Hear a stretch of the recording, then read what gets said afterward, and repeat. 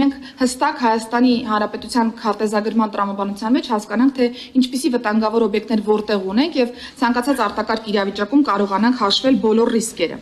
Վարորդական վկայականները եւ հաշվառման վկայագրերը լիարժեք եւ ամբողջովին թվայնացված են եւ ներհանրապետական կտրվածքով օգտագործման համար այլևս ֆիզիկական տարբերակները պարտադիր չեն եւ մեր քաղաքացիները չեն ենթարկվում որևէ վարչական պատասխանատվության։ Մեքենայի առողջարքի գործարքի ամբողջական եւ համալիր թվայնացում ենք ունեցել, Քարմիա Գովայեմ հարթակն է աշխատել եւ ես ուրախ եմ նշելու, որ մենք հարյուրավոր քաղաքացիներ ունենք, ովքեր մեքենայի առողջարքը կազմակերպում են հենց այս հարթակով եւ ուրախությամբ եմ փաստում, որ գոհունակության շատ մեծ ցուցիչ ունենք մեր քաղաքացիներից եկող, ընդհանուր մենք ստացել ենք նաեւ մրցանակ այս աշխատանքի համար Հայաստանի Հանրապետությունում հանրային նորարարության ոլորտի տրամաբանության մեջ։ Վարորդական իրավունքի վկայական ստանալու տեսական եւ գործնական քննությունների համար արտահերթ մասնակցության հնարավորություն ենք նախատեսել մեր քաղաքացիների համար։ Քննական տրանսպորտային միջոցները հագեցվել են նաեւ տեսահսկողական համակարգերով ապահովելու համար բարձր օբյեկտիվություն քննական ամբողջ գործընթացի, տրանսպորտային միջոցների պետական գրանցման հաշվառման գործողության արդյունքում ըստ էության տպագրված փաստաթղթերի եւ հաշվառման համարանիշների նաեւ փոստային առաքման մեթոդ ենք նախատեսել, որը նաև հարմարավետություն է երաշխավորում մեր քաղաքացիների համար։ Տրանսպորտային միջոցների պետհամարանիշների էլեկտրոնային աճուրդի ամբողջական թվայնացում ենք ապահովել, ինչպես նշեցի, քաղաքացիական շնորհման եւ դադարի դիմումները այլևս էլեկտրոնային պլատֆորմով ենք ստանում 2026 թվականի հունվարի 1-ից կայքն ամբողջովին գործարկված է։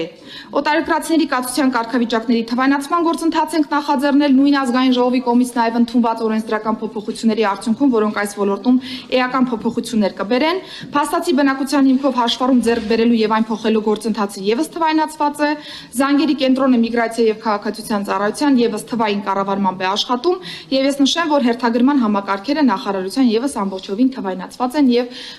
փակել ենք այն էջը, երբ որ հնարավոր էր հանրային ծառայություն ստանալու համար ընդամենը գործարքից 1 օր առաջ ստանալ համապատասխան հաղորդագրություն եւ անհարմարավետ պայմաններում գնալ կամ չգնալ, ինչու ոչ այդ գործարքին։ 25 թվականին ամբողջությամբ ավարտվել է ներքին գործերի նախարարության միասնական կրթահամալիրի ձևավորման աշխատանքները, հարգելի ներկաներ, ես պիտի փաստեմ, որ այս կրթահամալիրի նպատակը միջազգային չափանիշներին համապատասխան եւ մրցունակ կրթության ապահովումն է նախարարության կադրային համակարգի տեսանկյունից կրթահամալիրն այլևս գործում է քաղաքացիական կառավարմամբ եւ կրթահամալիրը ոչ միայն նոր ուսումնական հաստատություն է, այլ նաեւ խորհրդանշում է կրթական մոդելի անցման, որովհետև այստեղ մենք շեշտը դրել ենք ինտերակտիվ կրթության վրա, շեշտը դրված է հոգեբանական եւ տակտիկական պատրաստվածության վրա, մշակութային բազմազանության ընկալման վրա, արագ որոշումների կայացման, հաղորդակցության եւ խնդիրների լուծման վրա։ Մեկ տարվա ընթացքում նախադեպը չունեցող ծավալով վերապատրաստումներ է ապահովել կրթահամալիրը եւ մենք ունենք շուրջ 13000 ծառայող եւ հանրային ծառայողներ այդ թվում, որոնք անցել են վերապատրաստում։ Ձևավորվել է ներքին գործերի նախարարության կազմում միասնական 112 գրասենյակը, որտեղ ամփոփված են ոստիկանական եւ փրկարար ծառայության կանչերը, ստանալով մեկ զանգ միասնական արագ արձագանք տրամաբանության մեջ եւ ուրախ եմ նաեւ նշելու, որ մեր քաղաքացիներն այլևս ստիպված չեն կողմնորոշվելու որ համարով զանգահարեն։ Իրենք կարիք ունեն փրկարարական օժանդակության, թե կարիք ունեն նաեւ ոստիկանական աջակցության եւ այստեղ մեր նշաձողը շատ բարձր է, պիտի նշեմ, որ միջազգային լավագույն ստանդարտն ենք դրել որպես նշաձող, յուրաքանչյուր ահազանգին պետք է պատասխանել 10, իսկ հարցերը տալ ահազանգը վերլուծել եւ ուժերին փոխանցել առավելագույնը 60 վայրկյանի ընթացքում։ Եվ ես ուրախ եմ նաեւ նշելու, որ մի քանի, այսպես ասեմ, արդեն մի ամսվա շուրջ աշխատանքի արդյունքում մենք արձանագրել ենք, որ բավական մոտեցել ենք այս միջազգային ստանդարտին, եւ սա շատ կարեւոր ձեռքբերում է մեր քաղաքացիներին որակյալ սպասարկում տրամադրելու տեսանկյունից։ Նախարարության համակարգում արդեն իսկ ձևավորվել եւ գործում է հանցավորության վիճակագրության եւ հետազոտական կենտրոնը, նպատակ ունենալով իրական ժամանակահատվածում եւ արդի գործիքակազմերով վերլուծել հանցավորության շարժը, կառուցվածքը, ծնող պատճառները, նպաստող պատճառները եւ ըստ այդմ ոլորտի քաղաքականություն մշակողներին տալ հավաստի տեղեկատվություն ապացուցահեն քաղաքականություն վարելու տեսանկյունից։ Հարգելի գործընկերներ, ինչպես նշեցի 2025 թվականի ամփոփ վիճակագրությամբ Հայաստանում կատարված հանցագործությունների եւ դրանցով հարուցված քրեական վարույթներով 2024 թվականի համեմատությամբ արձանագրվել է հանցագործությունների թվի 3,2%-ով նվազում։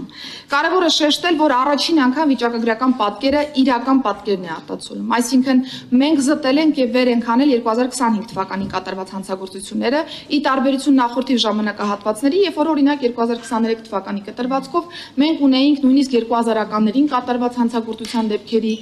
գրանցում եւ հաշվառում տվյալ տարվա կտրվածքով եւ այսպես շարունակ։ Փաստեմ, որ այս տարվա կտրվածքով զտել ենք եւ 3,2%, երբ որ ես նշում եմ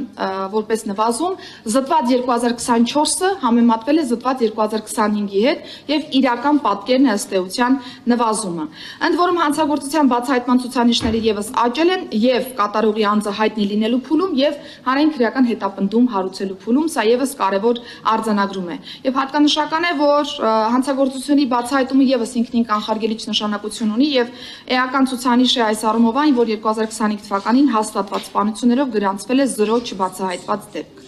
Զուգահեռ մենք շարունակելու ենք մեր կենտրոնացումը պահել հանցավորության կանխարգելման բաղադրիչի վրա, որովհետև այստեղ եւս տարբեր դերակատարներով համատեղ ջանքերով անելիք ունենք եւ այս պայծրությամբ վերջնականացման փուլում է գտնվում հանցավորության կանխարգելման նոր ռազմավարությունը, որը առիթ կունենանք նաեւ խորհրդարանական գործընկերների հետ քննարկելու եւ ապա նոր միայն ներկայացնելու կառավարության քննարկմանը։ Բայց պարոն Քոչարյան, դուք էլ ձեր խոսքում նշեցիք, որ անվտանգության թեման հատկապես շատ է քննարկվում եւ հատկապես վերջին ժամանակահատվածներում։ Ես ուզում եմ փաստել, որ առհասարակ անվտանգությունը մեզ բոլորին հուզող թեմա է եւ պատահական չէ, որ անվտանգությանը թե արտաքին, թե ներքին անընդհատ մենք անդրադառնում ենք եւ քննարկումներ ենք ծավալում այս ուղղությամբ, բայց ես ուզում եմ հատկապես փաստել, որ հանցավորության վիճակագրությունը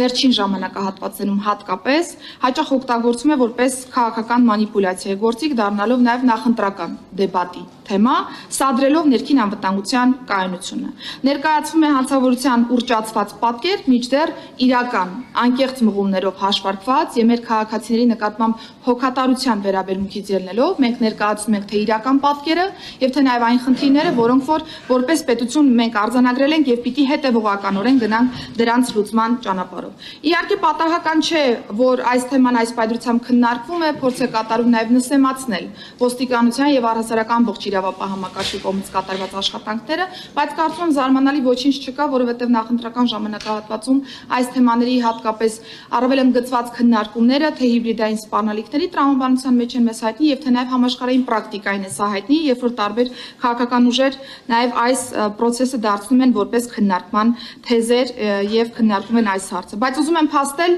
այն ինչ որ գրված է կառավարության ծրագրում, այսինքն ինչ հանձնառություն ուներ կառավարությունը։ Ինստիտուցիոնալ փոփոխություններ բերել ոստիկանության համակարգում, ապահովել ոստիկանության գվարդիայի ձևավորումը, ապահովել կանխարգելման նոր գործիքակազմ եւ մենք հոգատարությամբ եւ խնամքով թե նոր արձանագրումներ ենք ունենում եւ թե նաեւ այն խնդիրների լուծման հետևից են գնում, որոնք այս պայծրությամբ ինքներս արձանագրել ենք լինելով ոլորտի ավելի մոտ կանգնած անձին։ Ինստիտուցիոնալ առումով անդրադառնալով հանրային անվտանգության ապահովման գործունեությանը, կառավարության ծրագիրը նպատակ էր հետապնդում 4 հենասյունային ուղղություններով զարգացնել ոստիկանության աշխատանքը եւ ես պիտի փաստեմ, որ 4 հենասյունային ուղղություններն այլևս գործարկված են։ 2025 թվականի նոյեմբերի 1-ին մենք գործարկել ենք վերջին 4-րդ ուղղությունը ոստիկանության գվարդիան եւ այն հասարակական կարգի եւ անվտանգության ապահովման նոր երաշխավորն է Հայաստանի Հանրապետությունում ժամանակակից տեխնիկայով, արդիականացված կինոլոգիական ծառայություններով եւ որը ամենակարևորն է ուժային միջոցների գործադրման ստանդարտով, որը Հայաստանի Հանրապետությունը իր պատմության մեջ երբեք չի ունեցել։ Գվարդիայի ձևավորումից հետո ստանդարտացվել են տարբեր գործընթացներ եւ նաեւ ուզում եմ նշել, որ մենք հավաք սպասարկողի կերպարի տրանսֆորմացիա ենք ունեցել ընդհանուր ոստիկանի կերպարի, որովհետեւ ոստիկանության գվարդիան ձևավորումից հետո արդեն հարյուրավոր հանցագործության դեպքեր ունի բացահայտված, ինչը չափազանց կարևոր արձանագրում է այս տեսանկյունից։ Հետևողականորեն շարունակվել է պարեկային ծառայության ինստիտուցիոնալ կայացվածությանը վերաբերող մեր աշխատանքները։ Պարեկային ծառայությունը տեղափոխվել է վարչական նոր համալիր, որը ոչ միայն տեխնիկապես նոր համալիր է, նաեւ մշակութային առումով նոր համալիր է, որտեղ որ կա ծառայության կենսագործունեության համար անհրաժեշտ բոլոր պայմանները, հրաձգարան, լողավազան